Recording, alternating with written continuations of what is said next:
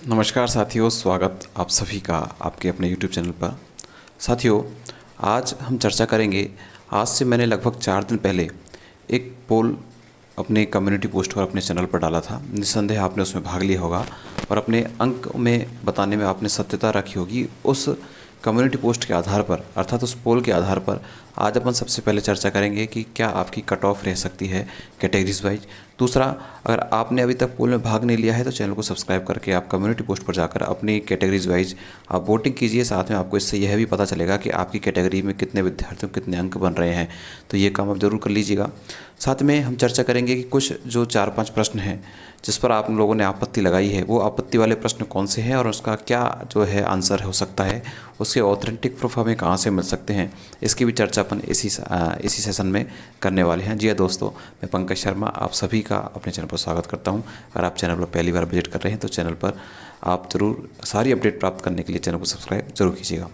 साथियों, सबसे पहले मैं चर्चा करेंगे अपन कि जो आपकी जो संगणक भर्ती थी, संगणक जो आपकी भर्ती है वो लगभग मैं बात करें सबसे पहले इसकी पोस्ट की, मैं पोस्ट की बात करूं, संगणक भर्ती की जो टोटल जो आपकी पोस्ट थी, ज़्यादा पोस्ट नहीं थी, हालांकि आपकी टोटल पोस्ट थी 583 पोस्ट थी, जिस पर आप सभी ने देखा होगा कि जो फॉर्म अप्लाई हुए वो आपके 1.95 जो लाख हैं वो आपके फॉर्म इस एग्ज़ाम में अप्लाई हुए, जिसमें से ज़्यादा रेशो नहीं रहा।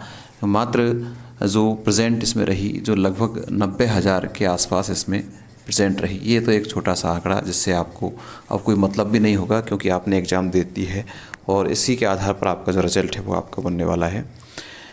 आपकी जो मुख्य जो आंसर की थी वो आपकी रिलीज़ हो चुकी है और मुख्य आंसर की के बाद में आपने जो आपका जो मास्टर पेपर था उसके आधार पर जो आपकी चैलेंज की जो डेट थी वो लगभग 3, 4 और 5 अप्रैल थी।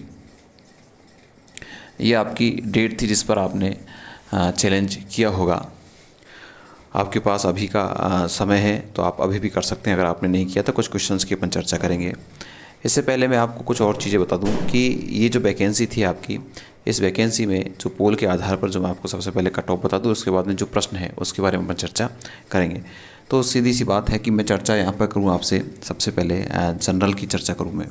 जो जनरल की जो कट ऑफ है वो क्या रह सकती है, देखिए लगभग जहाँ तक मानना है जनरल की जो कट ऑफ है 65 से आपके लगभग जो 62 अंक हैं, ये जो पोल के आधार पर है वही मैं देखकर बता रहा हूँ। लगभग पोल के आधार पर बता रहा हूँ 65 से और 62 के बीच में आपकी जो जनरल की जो कट ऑफ है वो रह सकती है।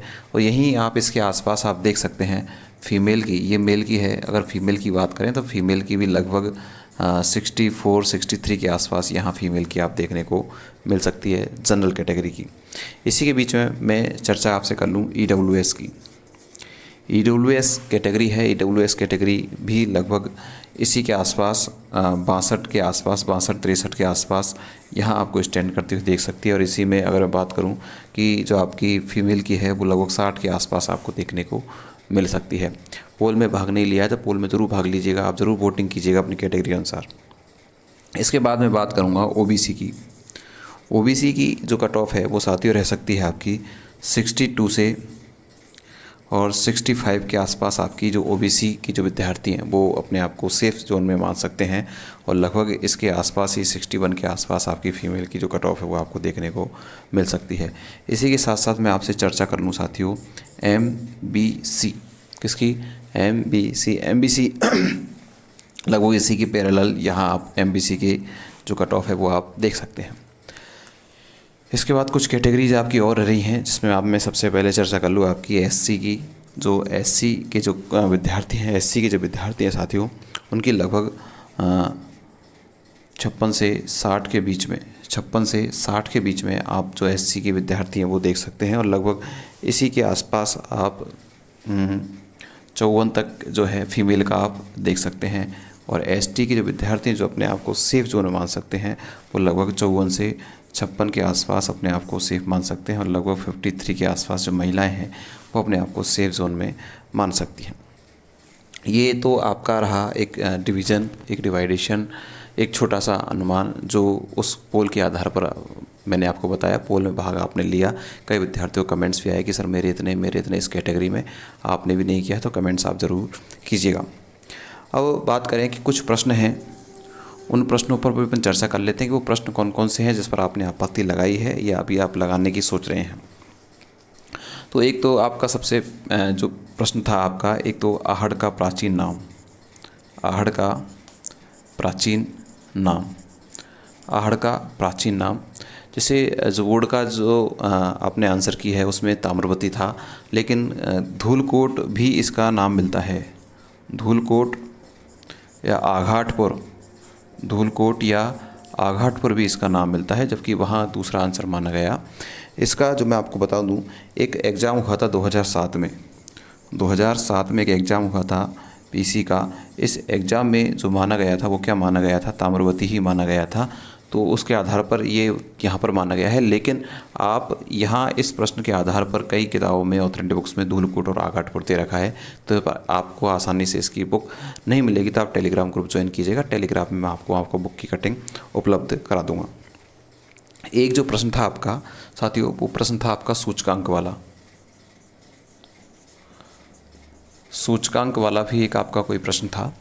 और सूचकांक वाले प्रश्न में जो वहाँ जो आंसर माना गया 96, जो कि शायद गलत रेशियो उसका निकल कर आ रहा है, उसमें जो आंसर आपका आ रहा है 93.85, 93.85 जो है निकल कर आ रहा है।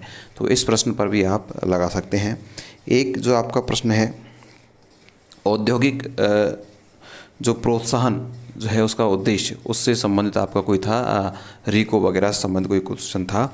उसमें जो है, उसमें जो माना गया था कि जो नए उद्योग है उनको प्रशिक्षण देना, लेकिन उसमें जो आंसर निकल कर जो सटीक रूप से आ रहा है वो है नए उद्योगों को प्रोत्साहित करना।